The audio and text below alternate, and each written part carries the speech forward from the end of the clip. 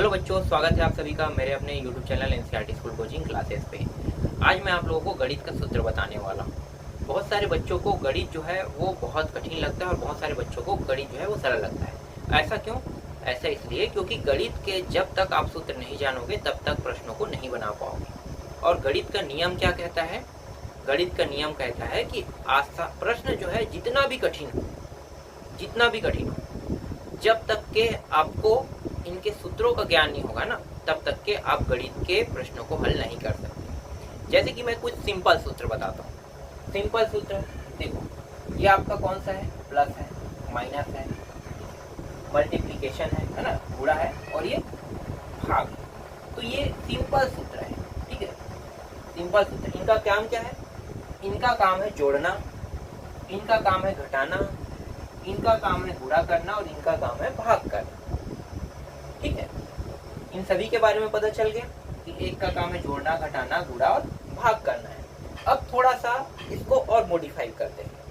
तो देखो, ये जो जोड़ना है, अगर मैं दो प्लस प्लस दो संख्याओं को जोड़ता हूं तो क्या प्राप्त होगा?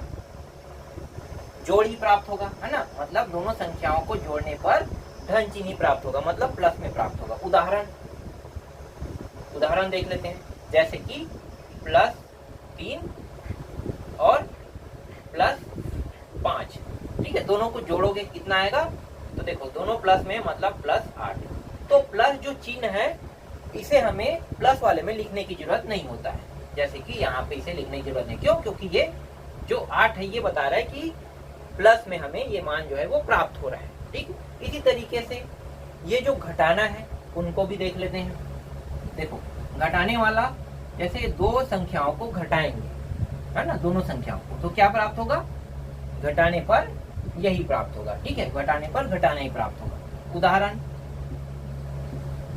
इस बार -2 ले लेते हैं और -3 ले लेते हैं। दोनों को घटा रहे हैं, कितना हो रहा है? देखो, इसमें भी माइनस, इसमें भी माइनस है ना। मतलब दोनों को घटा रहे हैं, तो दोनों को घटा रहे हैं, तो ये 3 और 2 5, क्योंकि दोनों में घटाने का चिन्ह है, तो 5 तो रहेगा, लेकिन दोनों घटाने में, तो घटाने का चिन्ह को इस तरीके से लिखेंगे। कितना हो गया?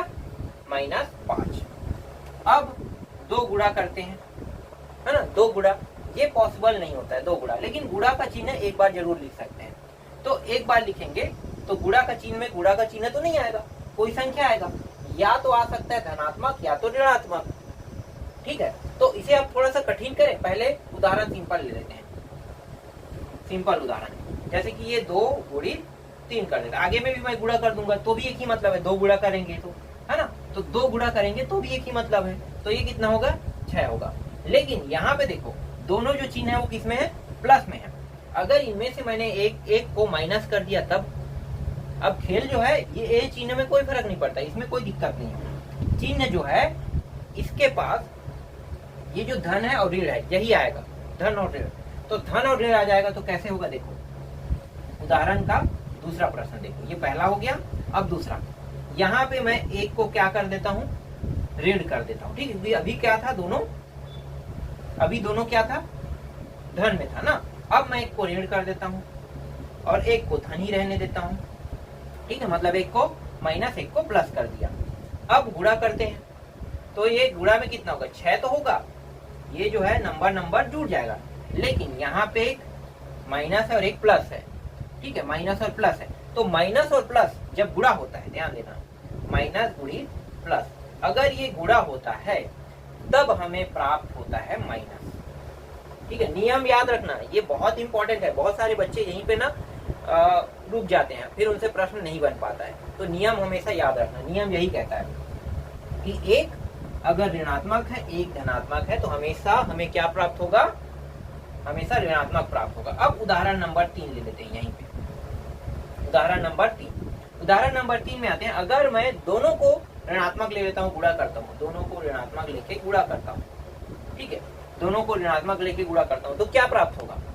ऋण और ऋण गुणा होके धन हो जाएगा। मतलब दोनों जो है वो क्या हो जाएगा? ऋण ऋण है, तो 2 अगर ऋण ऋण है, मतलब दोनों घटाने में है, तो इसका मतलब ये है कि ये प्लस हो जाएगा। कैसे? इसका उदाहरण वाला देख लेते हैं। देखो, -2 और ये -3, कितना प्राप्त होगा? 6, ठीक है। दोनों ऋण ऋण क्या हो गया? यहाँ पे प्लस हो गया। समझ में आया? अब भाग पे आते हैं, चौथा नियम। चौथा नियम हमारा क्या है, भाग वाला। ठीक है, तो भाग भाग को गुणा करेंगे तो ऐसा तो कुछ नहीं प्राप्त होता है, धन और ऋण, धन और ऋण ही इसके साथ भी क्या होगा, ऐड ही होगा। ठीक है, तो अब उदाहरण नंबर 4 देखते हैं। उदाहरण नंबर नहीं, ये तो इसके लिए अलग उदाहरण ना, तो हम उदाहरण देख लेते हैं, अगला उदाहरण है। इसमें भी हम ले लेते हैं, जैसे कि सिंपल ले लेते हैं 4/2।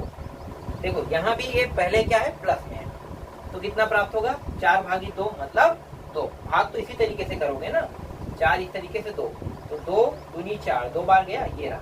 तो जो जितने बार गया ना उसको यहाँ पे लिख रहे हैं, किसको लिख रहे हैं, यहाँ पे भागफल को। ठीक है, और यहाँ पे कितना आएगा, शेषफल 0। तो 2 को भाग देंगे, 2 को नहीं, 4 को भाग देंगे 2 से, तो कितना प्राप्त होगा, 2, जो भागफल है। समझ में आ गया, भाग करने का ये सिंपल तरीका है। अब थोड़ा सा अगर टफ में जाते हैं तो डायरेक्ट भाग इस तरीके से करते हैं। अगर आप लोग 8वीं में हो तो इस तरीके का पहली बार प्रश्न देखोगे, 9वीं में हो तो एक बार देख चुके समझो, 10वीं में हो तो आप देख चुके, 11वीं 12वीं वाले तो इसमें महारत हासिल कर लिए। तो क्लास ऊपर भी डिपेंड करता है ना, छोटे क्लास में हो, कम क्लास में हो, तो कम क्लास में हो तो आप लोगों के लिए कठिन जाएगा, लेकिन जैसे जैसे आपका स्तर बढ़ता जाएगा वैसे वैसे ये टॉपिक जो है वो आपके लिए आसान होते जाएगा। तो मैं यहाँ पे पूरा बेसिक से बता रहा हूँ, हो सकता है और नीचे क्लास वाले है ना, कम क्लास वाले भी इनके बारे में अभी से सीखना शुरू कर दो, ये बहुत जरूरी टॉपिक है। अब यहाँ पे एक प्लस था एक माइनस था, नहीं यहाँ पे दोनों प्लस है ना, अब एक को माइनस कर देना एक प्लस कर देना। तो चलो ये रहा -4 और ये रहा +2, दोनों को भाग कर दो। अब भाग करेंगे कितना आएगा, एक माइनस एक प्लस में है, तो किसमें प्राप्त होगा, माइनस। ठीक है, ध्यान देना, ये सेम गुणा का नियम ही यहाँ भी लागू होता है, सेम गुणा का नियम, गुणा में जैसे ये होगा वैसे ही भाग में भी नियम लागू होगा। क्लियर। अब दोनों को क्या कर देते हैं, माइनस ले लेते हैं, तो अगला अब क्या होगा, प्लस में प्राप्त होगा। ठीक है, तो देखो इस तरीके से ये जो भाग है इसमें अगर प्लस माइनस आता है तो किस तरीके से इनको हल किया जाता है, ये क्लियर हुआ। ये सिंपल गणित का नियम था। ठीक है, यहाँ पे बहुत सारे बच्चे आके फंसते हैं, बहुत सारे बच्चे यहीं पे फंस जाते हैं। कई लोग जो है देखो, तो अगर देखो यहाँ पे 2 ऋणात्मक को क्या करते हैं, 2 ऋणात्मक है, ये घट रहा है या इसे हम जोड़ भी कह सकते हैं, तो ऋण में ही मान प्राप्त होगा। लेकिन अक्सर क्या करते हैं, यहाँ पे नियम जो है उसको यहाँ पे लगा देते हैं, गुणा में, गुणा का नियम यहाँ पे लगा देते हैं। तो नियम में कंफ्यूजन नहीं होना चाहिए, नियम जो है यहाँ पे जो बताया जा रहा है उसी नियमों का आपको पालन करके प्रश्नों को हल करना है। क्लियर, प्रश्न कैसे हल होते हैं समझ में आ गया। अब मैं आपको थोड़ा सा बोर्ड मास नियम के बारे में बताने वाला हूँ। आप लोगों ने इसके बारे में तो सुना ही होगा, बोर्ड मास नियम नहीं सुने हो तो सुन लो, ये बहुत जरूरी है, बहुत जरूरी है। बोर्ड मास नियम, ठीक है, बोर्ड मास नियम, बोर्ड का मतलब होता है ब्रैकेट होता है, ओ का मतलब ऑफ होता है या ऑर्डर होता है ना, डी का मतलब डिवाइन हो जाता है, एम का मतलब मल्टीप्लिकेशन होता है, मतलब गुणा है ना। मैं यहाँ पे चलो इसको लिखते जाता हूँ। देखो ये है ब्रैकेट है ना, तो कोष्टक 3 प्रकार के होते हैं, कोई भी कोष्टक ले लेते हैं। चलो मंजिला कोष्टक मैं यहाँ पे ले लेता हूँ, ये एक ब्रैकेट हो गया, ऑफ हो गया है ना। तो ऑफ को, ऑर्डर को क्या लिखें, ये ऑफ ही लिख लो, चलो इसको ऑफ ही लिख लो, ऑर्डर है ऑफ है। ये हो गया भागी, डिवाइन कर देते हैं है ना, मल्टीप्लिकेशन गुणा, इसके बाद एडिशन प्लस, और अंतिम है सब्ट्रैक्शन मतलब घटाना। ठीक है, तो ये जो बोर्ड मास नियम है इसी पे लागू होता है। अब बोर्ड मास नियम के प्रश्नों को कैसे बनाना है, चलो एक उदाहरण ले लेते हैं, एक प्रश्न भी बना लेते हैं यहाँ पे। पहला प्रश्न, उदाहरण का पहला प्रश्न, एक सिंपल हल देखते हैं पहले, सिंपल, जिसमें ये 4 नियम को पहले लेते हैं, ये 4 नियम को पहले लेते हैं, इसके बाद इन नियमों का उपयोग करेंगे। ठीक है, तो सिंपल जो प्रश्न है, जैसे कि यहाँ पे मैंने ले लिया 12 भागित, देखो पहले भागित लगा देते हैं, कितना लगा देते हैं 6। ठीक है, 12 भागित, इसके बाद क्या है, गुणा है, गुणा ही लगा दो। ठीक है, गुणा कर देंगे 3, यहाँ पे ये प्लस है, सॉरी ये प्लस है ना, फिर प्लस कर देंगे 7 को और माइनस कर देंगे 3 को, इस तरीके से। तो बोर्ड मास नियम लाइन से चलता है। ठीक है, पहले इसको हल करेंगे, फिर ये ऑफ वाला, आपको कोई मतलब नहीं होता है, इसको ऐसे ही रख दिया गया, ठीक है। इसके बाद ये वाला हल होगा, फिर ये, फिर ये, फिर ये, इस तरीके से हल होते जाएगा। तो अभी हमने सिंपल हल देखा है, सिंपल मतलब सिंपल हल हमें देखना है। तो जैसे कि यहाँ पे क्या है, भाग है, तो पहले भाग वाले को हल करो। तो भाग को हल करेंगे तो भाग को कैसे हल करते हैं, ऐसे करते हो ना। अगर जिनको इस तरीके का भाग हल करना नहीं आता है वो इस तरीके से कर सकते हैं। तो 6 एकम 6 दूनी 12 होता है, 2 बार में 12 आ जाएगा, तो पूरी तरीके से कट गया, मतलब 0 प्राप्त हो रहा है। तो ये 2 आ गए, तो 2 आप नीचे में लिख लो, फिर गुणा 3 करो, फिर 7, फिर -3। अब किसको हल करना है, गुणा वाले को। नियम क्या कहता है, गुणा वाले को हल करने की तरह। तो 3 दूनी कितना हो गया, 6, इसको भी लिख लो, फिर 7, फिर -3।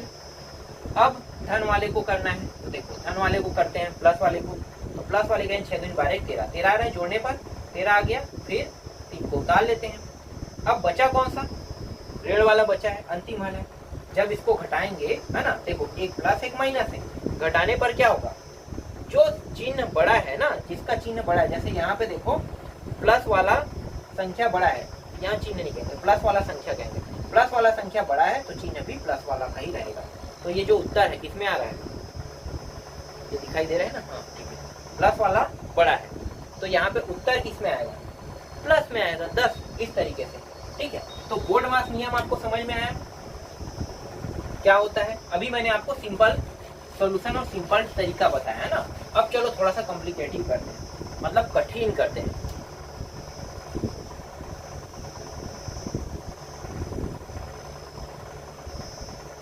अब देखो कठिन करते हैं तो कैसे करेंगे, देखो ब्रैकेट मैंने लगा दिया यहाँ पे, सिंपल। देखो ब्रैकेट यहाँ पे तीनों ब्रैकेट यूज हो सकता है, ठीक है, तीनों ब्रैकेट।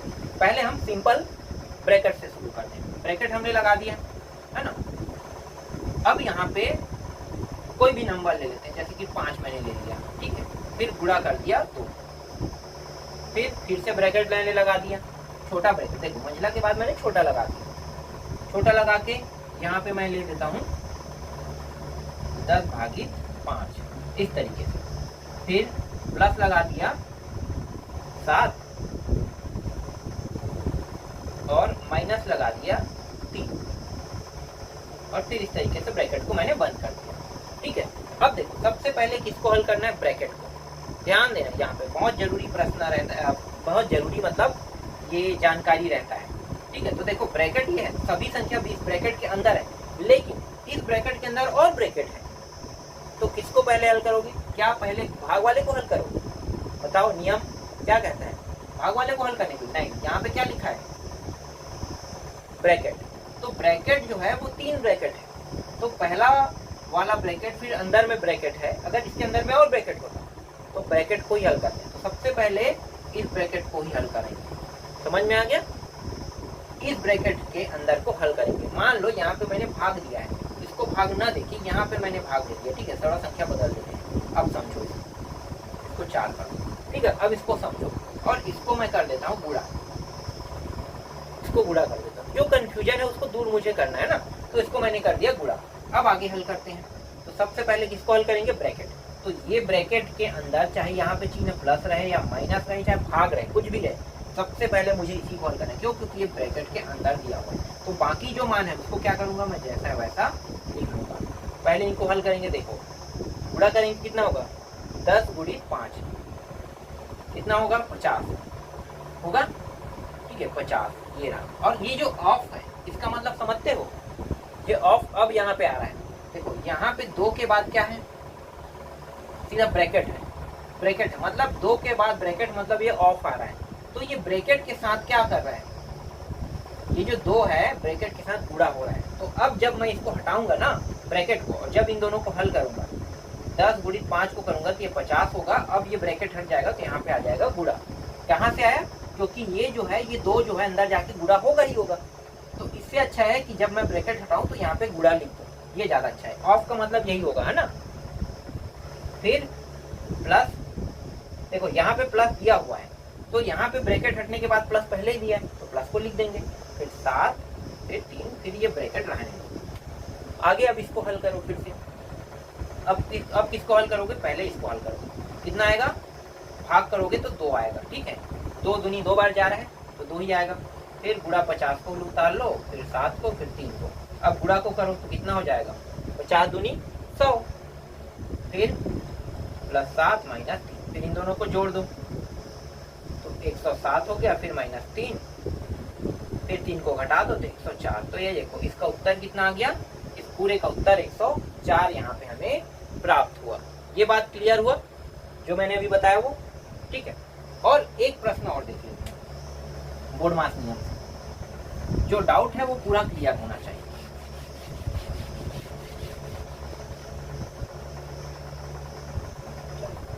यहाँ पे अब मैं कोष्टक थोड़ा लेते चलूंगा, ठीक है। बड़ा कोष्टक ले लेते हैं, बड़ा कोष्टक के बाद यहाँ पे मैंने 5 ले लिया, ठीक है। अब एक मंझला कोष्टक ले लेते हैं। मंझला कोष्टक के बाद यहाँ पे मैं सिर्फ यहाँ पे लिख रहा हूँ +3 ले रहा हूँ। फिर यहाँ पे कोष्टक ले लेता हूँ, इसमें 3 + 5 मैंने लिखा, फिर माइनस लगा दिया, 8/4 ले लिया। फिर एक कोष्टक ले लेते हैं जिसमें 7 - 3 ले लेते हैं, फिर गुणा लगा लेते हैं यहाँ पे, तो इस तरीके से।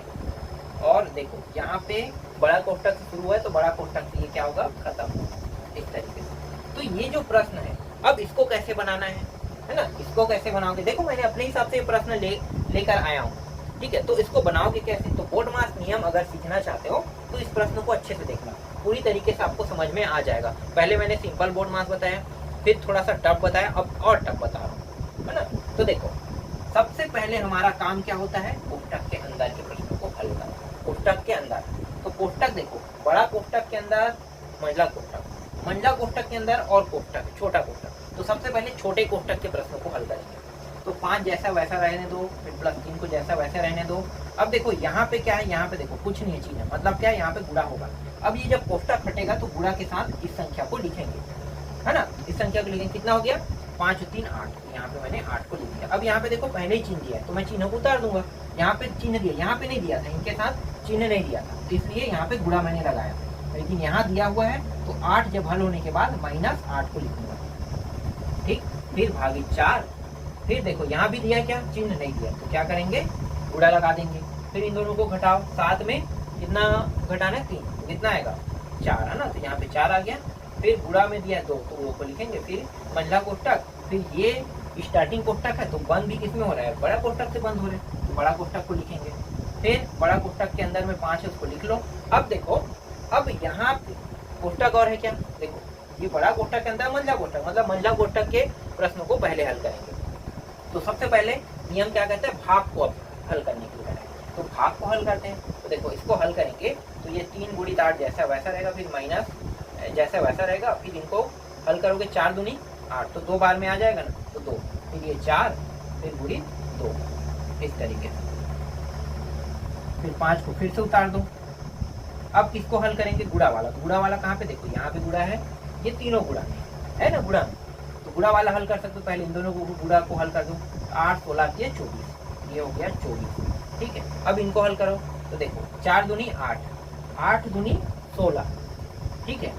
पहले ये ध्यान देना, देखो पहले इन दोनों को हल करो, तो 4 दूनी 8 हो गया, दोनों प्लस में है, तो चलो पहले 2 को हल करो, ये -2 को लिख लो, और ये गुणा है ना, यहाँ पे गुणा का चिन्ह है, और इन दोनों को हल करें कितना है, 8 आ रहा है, इस तरीके से। पहले इनको लिखते जाओ, फिर आगे हल करो। फिर 5, अभी भी हल बाकी है, 24, ठीक है। अब देखो एक माइनस एक प्लस है, तो गुणा होके क्या होगा, 8 दूनी 16, 16 जो है वो माइनस में आएगा, मैंने अभी नियम बताया ना, तो किसमें आएगा, माइनस में, -16। अभी भी ये कोष्टक के अंदर में, मंझला कोष्टक के अंदर में, है ना। तो जब तक के ये मंझला कोष्टक के अंदर वाले हल नहीं होगा, तब तक कि ये जो प्रश्न है, ये मतलब जो 5 है वो हल नहीं होगा। तो इसको हल करने के लिए देखो, बड़ा कोष्टक है तो 5 को लिख लो। अगर इन दोनों को अगर मैं हल कर लेता हूँ तो उसके बाद यहाँ पे कौन सा चिन्ह आएगा, 5 जो है, देखो 5 के पास कोई चिन्ह है नहीं, है ना, जोड़ घटाना गुणा भाग कुछ भी नहीं। इसका मतलब क्या है, ये जो मंझला कोष्टक के अंदर में जो भी संख्या है, इसको ये क्या कर रहा है, इस संख्या को ये कर रहा है गुणा, तो गुणा में लिख लेते हैं, क्योंकि तो अब ये घटने वाला है। तो यहाँ पे इन दोनों को घटाओ, कितना आएगा, 8 आएगा। प्लस में आएगा कि माइनस में आएगा, ये बताओ, प्लस वाला जो है वो संख्या बड़ा है, इसलिए यहाँ पे ये प्लस में आएगा। ठीक है, अगर ये माइनस में होता और ये प्लस में होता, कौन 16, तो यहाँ पे मैं -8 लिखता। क्लियर? अब इन दोनों को गुणा कर दो, 8 पंचे कितना होता है 40, तो ये आ गया 40 इसका उत्तर है। मतलब ये जो मैंने अभी प्रश्न हल किया इसका उत्तर कितना आया 40 आया। समझ में आया? कितना आया 40 आया। तो इस तरीके से बोर्ड मास के प्रश्नों को बनाया जाता है। तो बोर्ड मास नियम जो लोग नहीं जानते हैं उनको इस वीडियो को अच्छे से देख लेना है। ठीक है, अब गणित के अगले टॉपिक पे बात करते हैं आप लोगों से।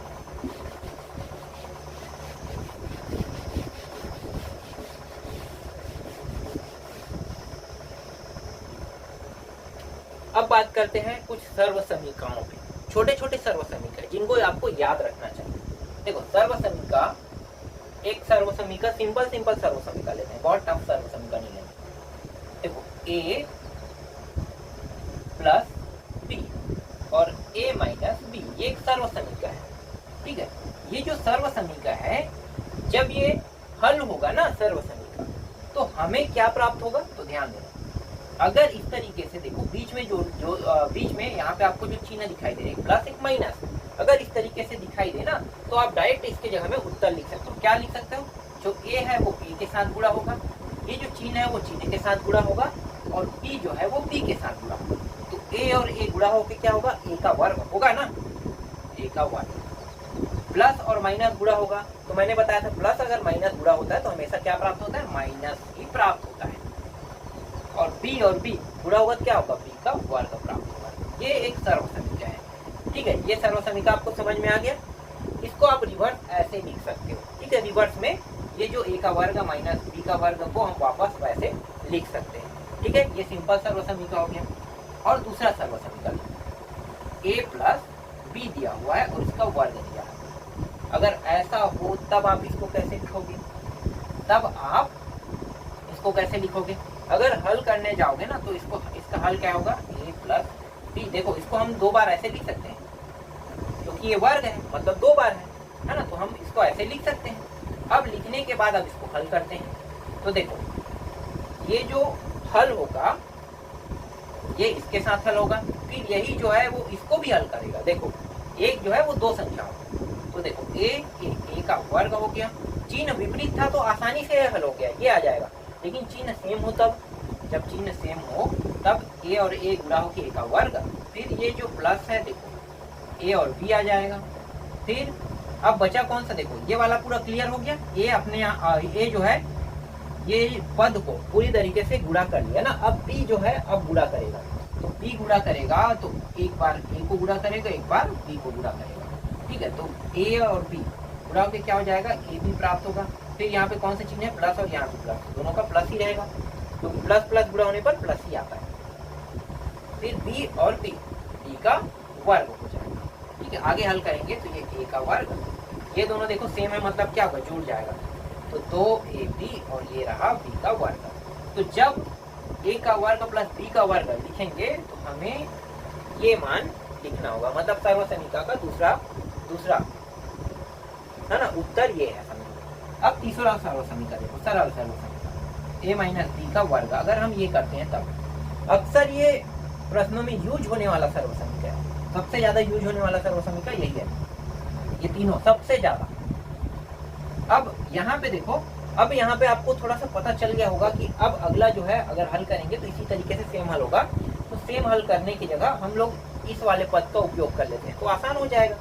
तो देखो यहाँ पे a का वर्ग है ना प्लस 2ab प्लस b का वर्ग, ये वाले को जब हमने हल किया तो ये आया। लेकिन यहाँ पे देखो बीच में क्या है? माइनस, तो ये जो 2ab है बस यहाँ पे आप माइनस कर दो, उसके बाद सेम हल तो इस तरीके से होगा। लेकिन यहाँ पे ये जो दोनों है ये प्लस में ना रखिए, माइनस में होगा, तो माइनस माइनस जुड़ने पर माइनस ही आता है, मैंने बताया है ना। तो माइनस माइनस जुड़ के माइनस, 1 और 1 2 हो गया ना, तो 2ab यहाँ पे आएगा। ये सिंपल सर्व समीका है। ठीक है, मैंने अभी आपको 3 सिंपल सर्व समीका बता दी जो सबसे ज्यादा उपयोग होने वाले। सर्व समीका बहुत सारे हैं, जो सिंपल सर्व समीका जो सबसे ज्यादा यूज होने वाला सर्व समीका ये है। अगर आप इन बेसिकों को जान लेते हो तो आसानी से सर्व समीका से संबंधित प्रश्नों को बना पाओगे। अभी और सर्व समीका है, अगर इसको घात 3 कर दे है ना, ये भी होता है, तो कठिन होते जाएगा, मैं उतना कठिन में नहीं जाऊँगा। अभी आपको पूरा बेसिक नॉलेज देना मेरा काम है, तो बेसिक पे ही चलते हैं, ठीक है। अब आते हैं थीटा वाले प्रश्नों पे। थीटा वाला प्रश्न,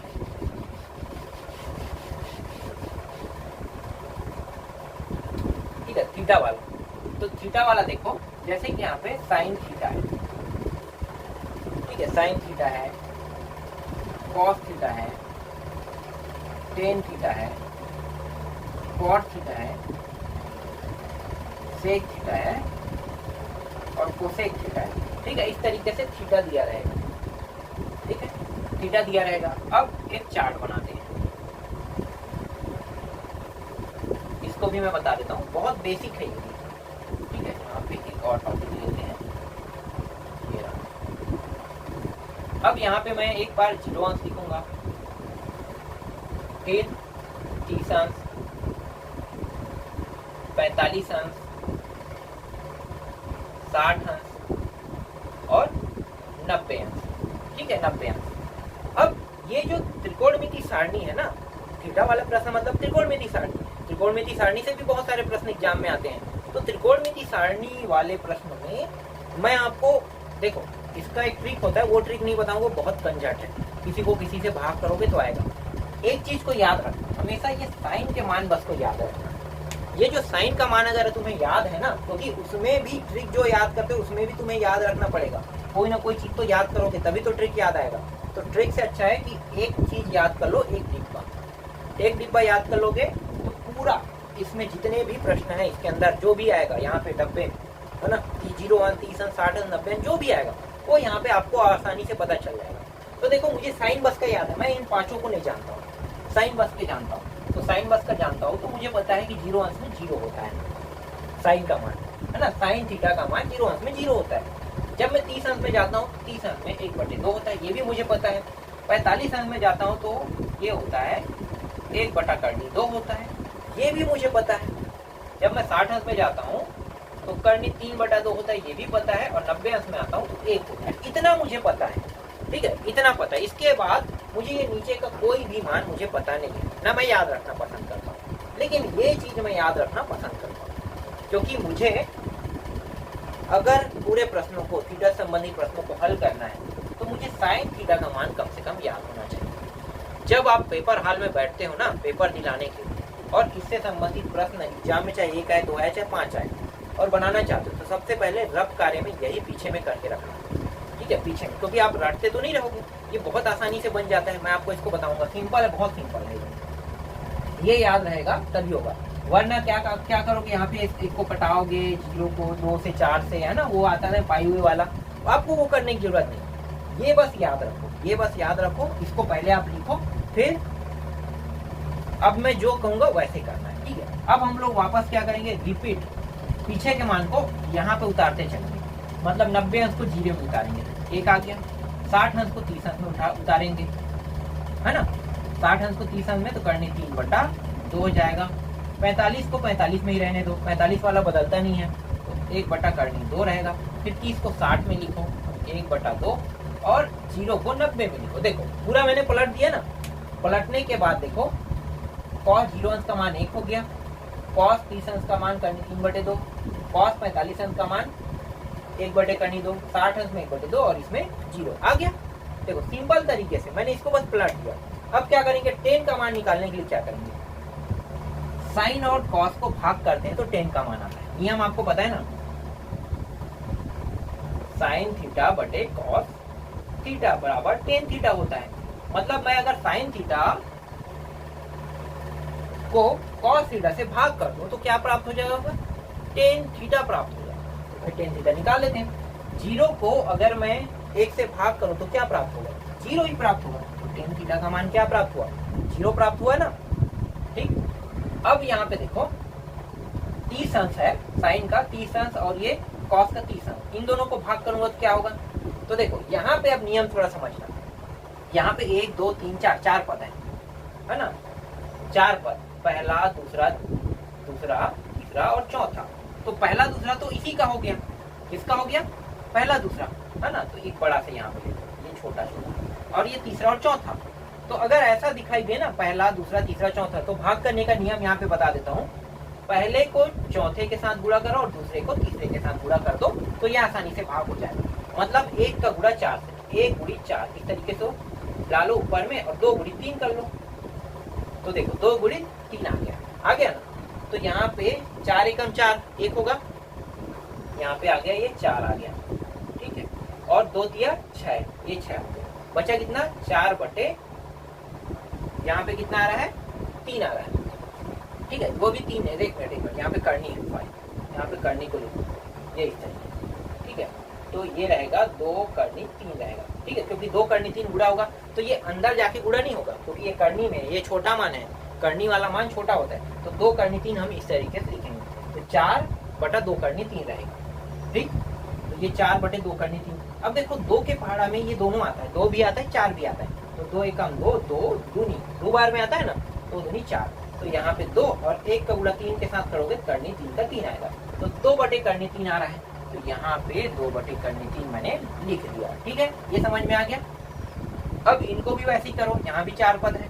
अगर यहाँ भी 4 पद है तो अगर मैं इसको भी हल करूंगा तो ये कैसे हल होगा, 1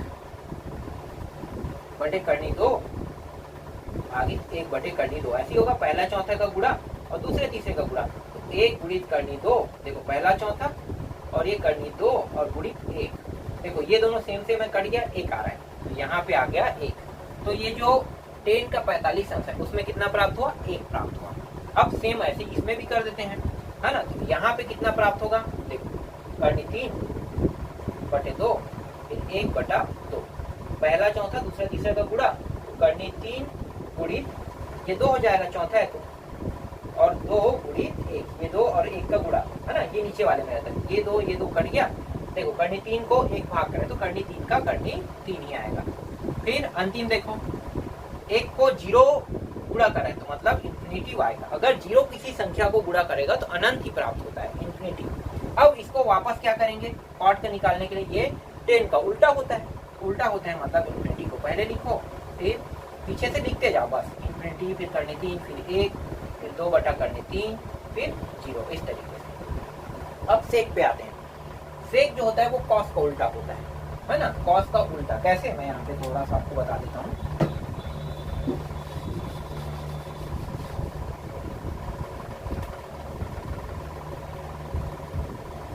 सेक थीटा 1 बटे कॉस थीटा, मतलब जो भी मान दिया रहेगा उसको मुझे क्या करना है, बटा में लिखना है, ठीक है। बटा में लिखना है या पलट देना है, सीधा ऊपर को नीचे, नीचे को ऊपर कर देना है। समझ में आ गया। जैसे कि ये कॉस है तो कॉस है तो इसको मैं पलट दूंगा तो 1 जो है 1 का तो 1 ही रहेगा, है ना। 1 को पलटने पर क्या होगा, 1 का 1 होगा, 1 नहीं बदलेगा। लेकिन ये जो करनी 3 बटा 2 है ये बदल जाएगा, नीचे का मान ऊपर, ऊपर का मान नीचे। देखो ना कॉस किस में आ गया, नीचे में, मतलब ये जो मान है वो नीचे में है, इसका मतलब ये है कि नीचे का मान ऊपर, ऊपर का मान नीचे, सीधा पलट दो तो ये 2 बटा करनी 3 हो जाएगा। यहाँ भी पलटेंगे सिर्फ करनी 2, क्योंकि 1 नीचे में जाएगा, 1 भाग करें करनी 2 को तो कितना प्राप्त होगा, करनी 2 का 2, फिर यहाँ पे 2 और फिर ये 0। सेम कोसेक में भी करो। कोसेक में क्या करना है, पीछे से भी आप लिखते हुए आ सकते हो, पीछे से, या साइन का उल्टा लिख सकते हो तो ज्यादा बेटर है। अगर सेक का मान मुझे प्राप्त है तो मैं सेक के मान को यहाँ पे लिख के आऊंगा, ये 0 फिर 2 फिर करनी 2 फिर 2 बटा करनी 3 और ये रहा 1। इस तरीके से त्रिकोणमिति सारणी को बनाया जाता है। अब इनके मानों का उपयोग जब भी करने के लिए कहा जाएगा तो आप आसानी से इस चार्ट को देखकर कर सकते हो।